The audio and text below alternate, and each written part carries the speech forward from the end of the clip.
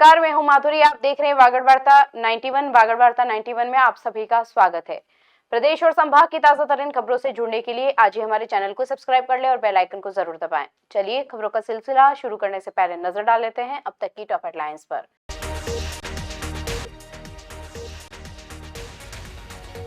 डूंगरपुर में खाद का संकट गहराया, राजफेड की डील और सप्लाई में देरी से बिगड़े हालात। तेज रफ्तार कार ने बाइक सवार को लिया चपेट में, हादसे में युवक की हुई मौत।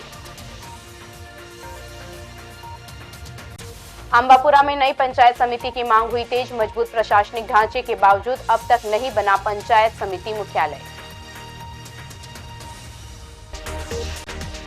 डूंगरपुर में खाद का संकट हर दिन गहराता जा रहा है। हजारों किसान सुबह 4 बजे से क्रय विक्रय समिति कार्यालय के बाहर लाइन में खड़े रहते हैं, लेकिन पर्याप्त खाद की सप्लाई नहीं मिल पा रही है।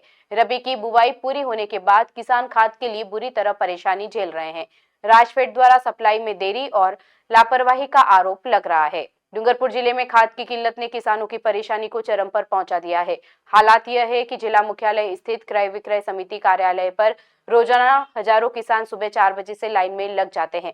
उम्मीद रहती है कि आज खाद मिल जाएगी, लेकिन सप्लाई इतनी सीमित है कि अधिकांश किसानों को खाली हाथ लौटना पड़ रहा है। खेती के सीजन में समय में खाद की कमी ने किसानों की रातों की नींद उड़ा दी है। रबी की बुवाई लगभग पूरी हो चुकी है, खेतों में फसलें खड़ी है और इस समय खाद की आवश्यकता सबसे ज्यादा होती है। किसानों का कहना है कि पिछले 15 दिनों से हालात बद से बदतर हो चुके हैं। प्रतिदिन सिर्फ 1 या 2 ट्रक खाद की सप्लाई आती है, जबकि जिले की मांग करीब 2000 मैट्रिक टन है और अब तक मात्र 130 मैट्रिक टन खाद पहुंचाई गई है, जिससे हालत का अंदाजा लगाया जा सकता है। किसानों का आरोप है कि राजफेड के अधिकारी डूंगरपुर में रेलवे स्टेशन होने के बावजूद सप्लाई चित्तौड़गढ़ के चंदेरिया स्टेशन के रास्ते भेज रहे हैं।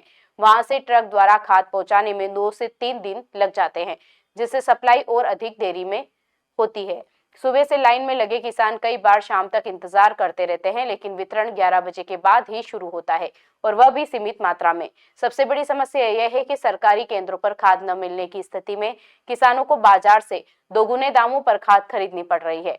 इससे उनकी लागत बढ़ रही है और खेती का पूरा बजट बिगड़ रहा है। किसानों ने राज्य सरकार और राजफेड प्रशासन से तत्काल सप्लाई बढ़ाने और व्यवस्था सुधारने की मांग की है, ताकि उनकी फसलें प्रभावित न हो।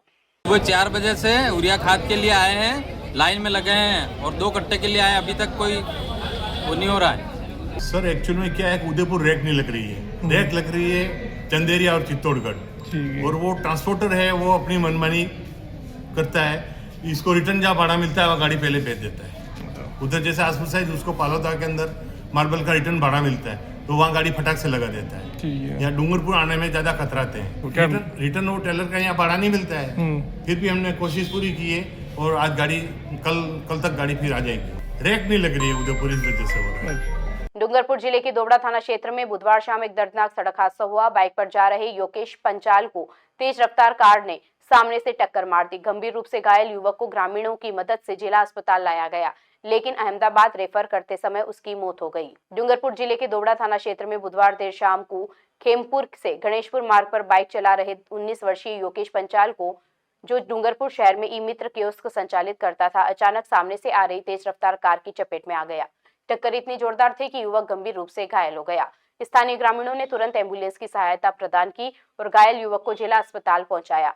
डॉक्टरों ने प्राथमिक उपचार के बाद उसे अहमदाबाद रेफर किया, लेकिन रास्ते में युवक ने दम तोड़ दिया। परिजनों के अनुसार योकेश घर का इकलौता वारिस और परिवार का सहारा था। इससे पहले परिवार के बड़े बेटे की भी सड़क हादसे में मौत हो चुकी थी, जिससे वृद्ध माता पिता का जीवन अधिक दुखद हो गया। दोबड़ा थाना पुलिस ने परिजनों की रिपोर्ट पर कार चालक के खिलाफ मामला दर्ज कर जांच शुरू कर दी है। शव का पोस्टमार्टम करवाकर परिजनों को सुपुर्द कर दिया गया। स्थानीय लोग बताते हैं कि यह मार्ग हादसों के लिए खतरनाक माना जाता है। तेज गति से चलने वाले वाहन और सड़क की ढलान दुर्घटनाओं का प्रमुख कारण बन रहे हैं। पुलिस ने कहा कि इस घटना की जांच में त्वरित कार्रवाई की जा रही है और जिम्मेदार चालक को पकड़ने का प्रयास किया जा रहा है। बांसवाड़ा जिले के अंबापुरा क्षेत्र में नई पंचायत समिति बनाने की मांग तेज हो गई है। स्थानीय ग्रामीणों और जनप्रतिनिधियों ने अपनी समस्याओं को लेकर जिला कलेक्टर को ज्ञापन सौंपा।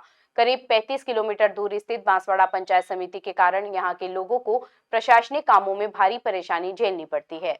बांसवाड़ा की अंबापुरा ग्राम पंचायत में नई पंचायत समिति गठित करने की मांग अब तेज होती जा रही है। क्षेत्रीय ग्रामीणों ने बताया कि आंबापुरा भले ही तहसील मुख्यालय है, लेकिन पंचायत समिति से जुड़े सभी कार्य बांसवाड़ा से संचालित होते हैं, जो लगभग 35 किलोमीटर दूर है। इतनी लंबी दूरी तय कर ग्रामीणों को योजनाओं, स्वीकृतियों और विकास कार्यों से जुड़े दस्तावेजों के लिए कई चक्कर लगाने पड़ते हैं। इससे न केवल समय और संसाधन बर्बाद होते हैं, बल्कि क्षेत्र का विकास भी प्रभावित होता है। ग्रामीणों ने ज्ञापन में यह भी बताया कि आंबापुरा क्षेत्र में फिलहाल 19 ग्राम पंचायतें शामिल है, जबकि प्रस्तावित 6 नई पंचायतों के बाद ये संख्या बढ़कर 25 हो जाएगी। करीब 65,000 की जनसंख्या वाला यह क्षेत्र पुलिस थाना, 22 उच्च माध्यमिक विद्यालय, 30 माध्यमिक विद्यालय और 5 आश्रम छात्रावासों जैसे मजबूत प्रशासनिक और शैक्षणिक ढांचे से लेस है। जनजाति बहुल इस इलाके की भौगोलिक परिस्थितियां भी ऐसी है कि स्थानीय स्तर पर ही प्रशासनिक इकाई बनाना बेहद जरूरी है। ज्ञापन सौंपने के बाद ग्रामीणों ने शांतिपूर्ण प्रदर्शन किया। इस दौरान सुभाष निनामा, प्रदीप निनामा, कन्हैयालाल डिंडोर सहित 19 ग्राम पंचायतों के प्रतिनिधि मौजूद रहे। ग्रामीणों ने सरकार से मांग की है कि क्षेत्र की जरूरतों को ध्यान में रखते हुए जल्द से जल्द आंबापुरा को नई पंचायत समिति घोषित किया जाए, ताकि विकास कार्य गति पकड़ सके और प्रशासनिक सेवाएं लोगों की पहुंच में आ सके। के बाद में हमारे जो जन लोक कल्याणकारी योजना उनका सीधा लाभ नहीं पहुंच रहा है और हमारा यहाँ का जो क्षेत्र है, यहाँ से लगभग 35-40 किलोमीटर दूर हमारा बॉर्डर पड़ता है, तो सभी योजनाओं का फ़ायदा नहीं मिलता। इसलिए हम चाहते हैं कि हमारे आंबापुरा तहसील को पंचायत समिति बनाए, ताकि जितने भी सरकारी जो कार्य है वो जो लोग यहाँ आना जाना बहुत मुश्किल होता है। हमारी मांग है और लगातार हम लोग आज अगर हमारी बात को नहीं माना, हम अल्टीमेटम दे रहे 3 दिन का। सभी साथियों ने हमारी मीटिंग हुई है।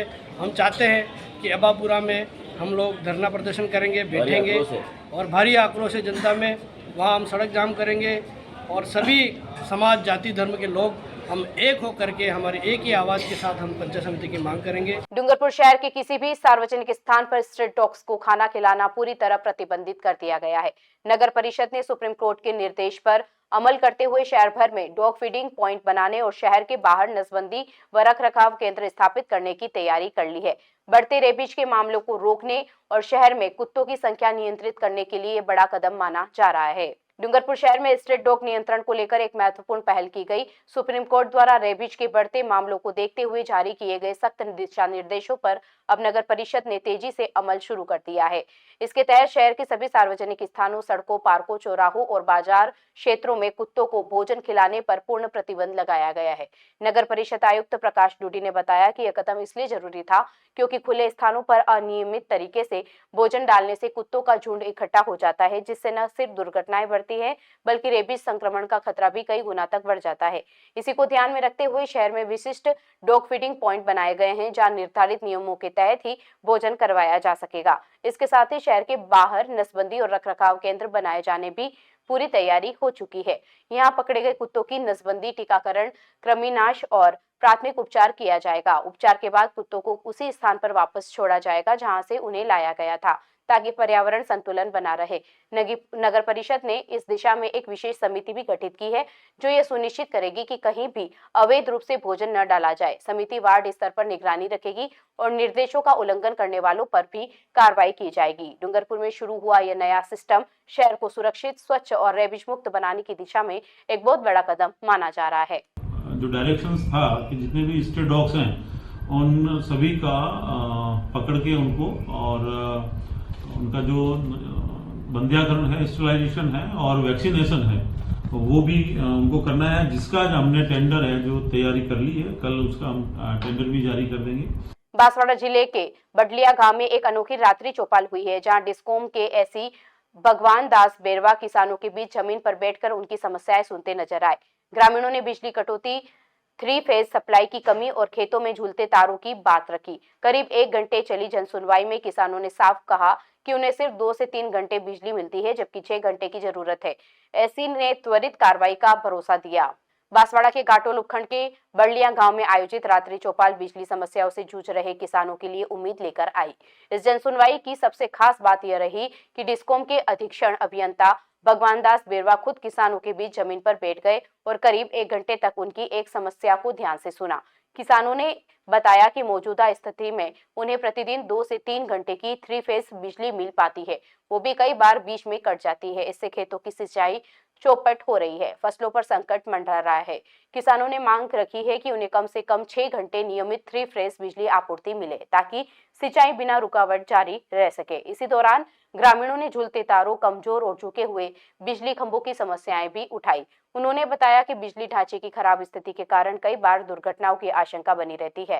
साथ ही मांग की गई है कि बड़लियां गांव को मौजूदा सेनावास फीडर से हटवाकर सुरपुर फीडर से जोड़ा जाए, जिससे बिजली आपूर्ति अधिक स्थिर हो सके। एससी बेरवा ने किसानों को आश्वासन दिया कि उनकी मांगे प्राथमिकता से निपटाई जाएगी। उन्होंने मौके पर मौजूद एईएन, जेईएन और लाइनमैन को निर्देश दिए कि सभी तकनीकी समस्याओं का जल्द समाधान किया जाए।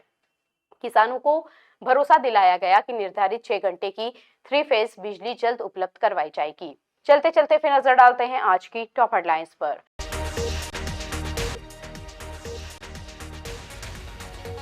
डूंगरपुर में खाद का संकट गहराया, राजफेड की ढील और सप्लाई में देरी से बिगड़े हालात। तेज रफ्तार कार ने बाइक सवार को लिया चपेट में, हादसे में युवक की हुई मौत।